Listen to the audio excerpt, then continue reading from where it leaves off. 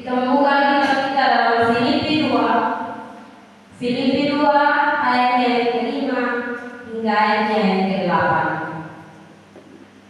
Nasihat supaya bersatu dan merendahkan diri seperti Kristus. Hendaklah kamu dalam hidupmu bersama menaruh pikiran dan perasaan yang terdapat juga dalam Kristus Yesus, yang walaupun dalam rupa Allah tidak menganggap kesetaraan dengan Allah itu sebagai milik yang harus dipertahankan, melainkan telah mengosongkan dirinya sendiri dan mengambil rupa seorang hamba dan menjadi sama dengan manusia. Dan dalam keadaan sebagai manusia, ia telah merendahkan dirinya dan taat sampai mati, bahkan sampai mati di kayu salib.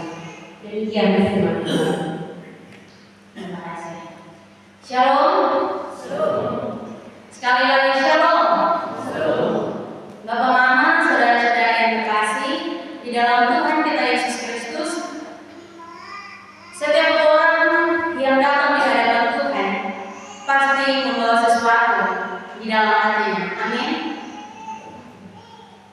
Ada yang datang dengan sukacita, ada yang datang dengan kelelahan, ada yang datang dengan penuh pergumulan, bahkan ada juga yang datang dengan penuh duka dan kekecewaan. Semua itu mungkin tidak terlihat dari luar, tapi percaya atau tidak, sangat nyata dan sangat jelas di hadapan Tuhan. Maka itu tema kita belajar pada sore hari ini tentang hati yang siap.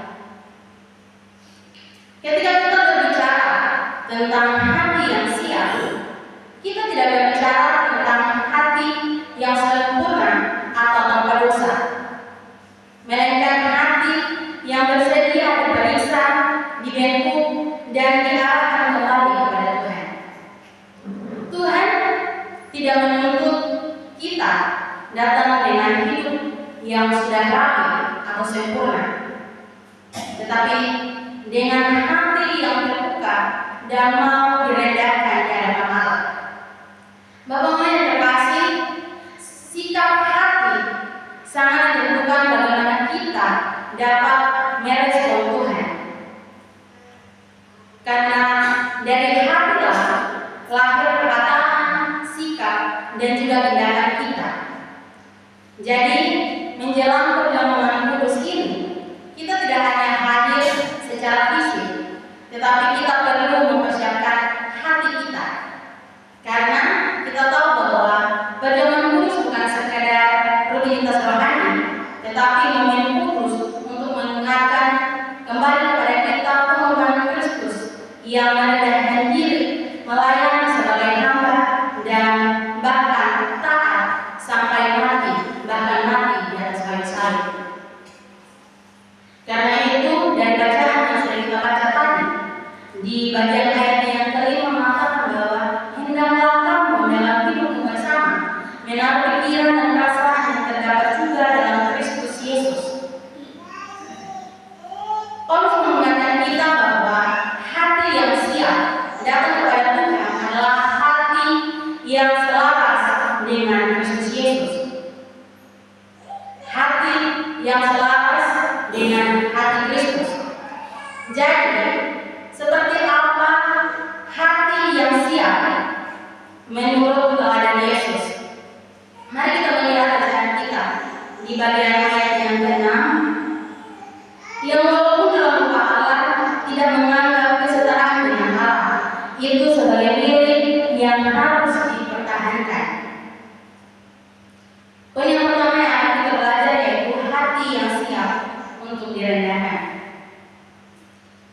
Ketika Paulus berkata bahwa Yesus walaupun dalam rupa Allah tidak mempertahankan kesetaraannya dengan Allah, ia sedang menunjukkan kepada kita bahwa kerendahan hati adalah sikap hati yang lahir dari pilihan, bukan karena keadaan. Yesus memiliki segala kemuliaan, kita tahu itu, juga memiliki kehormatan dan kuasa, tetapi ia tidak menjadikan itu sebagai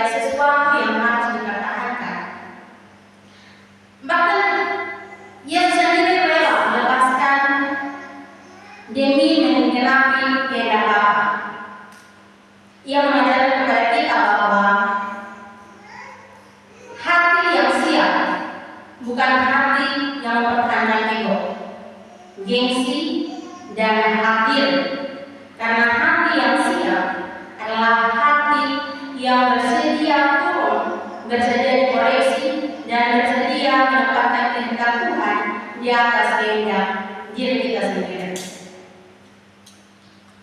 Kerendahan hati bukan berarti tidak berharga, melainkan kesadaran bahwa hidup kita sepenuhnya bergantung kepada tangan Tuhan.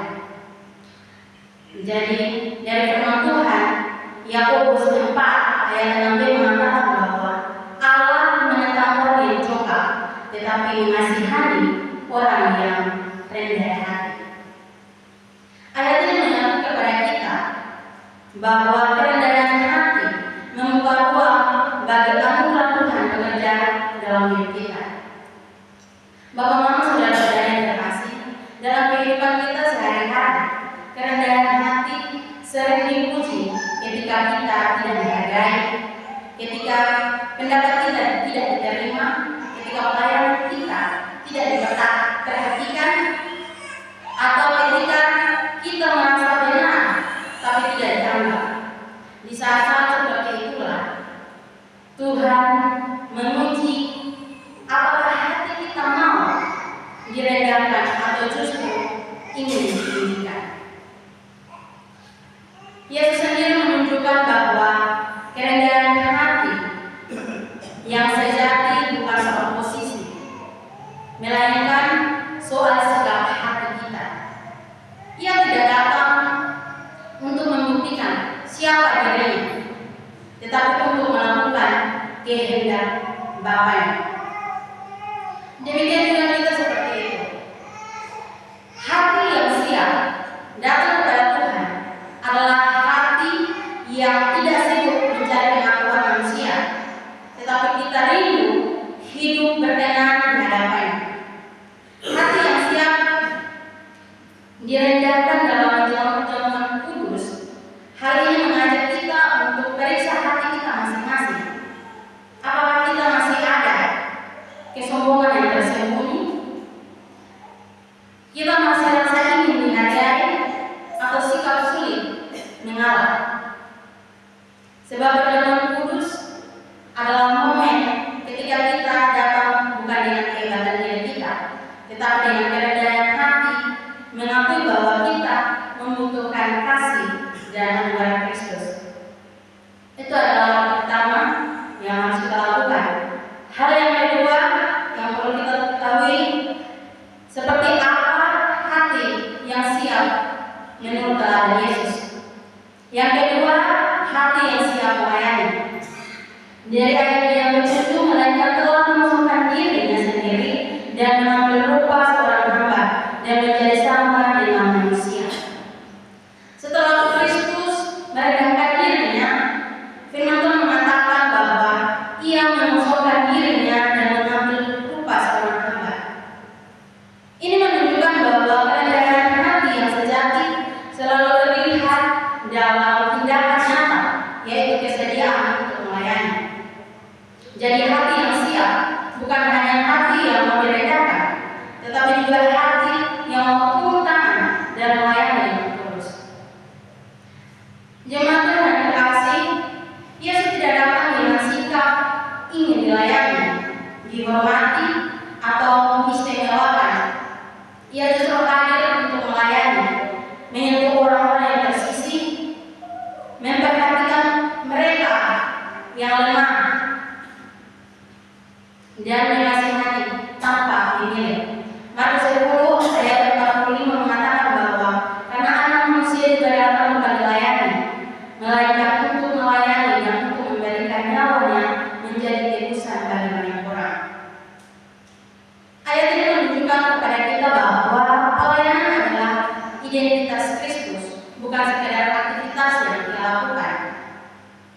Jadi bagi kita, hati yang siap melayani berarti tidak memilih pelayanan, tidak menghitung rugi, dan tidak menuntut balasan. Hati yang siap melayani tidak bertanya apa yang saya dapat, tetapi kita harus bertanya pada diri kita, apa yang bisa saya lakukan untuk memuliakan Tuhan? Apa yang bisa saya